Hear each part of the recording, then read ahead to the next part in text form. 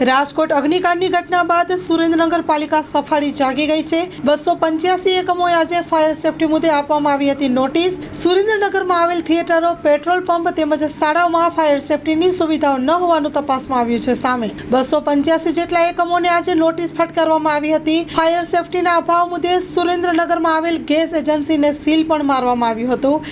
સફાળું તંત્ર જાગી કાર્યવાહી કરવા લાગ્યું છે। સુરેન્દ્રનગર પ્રશાસન વિભાગે ફાયર સેફટી ન ધરાવતા એકમો પર કાર્યવાહી હાથ ધરી છે। આગામી દિવસોમાં નોટિસ આપેલ એકમો ફાયર સેફટી ઉપલબ્ધ નહીં કરે તો કાર્યવાહી કરવામાં આવશે।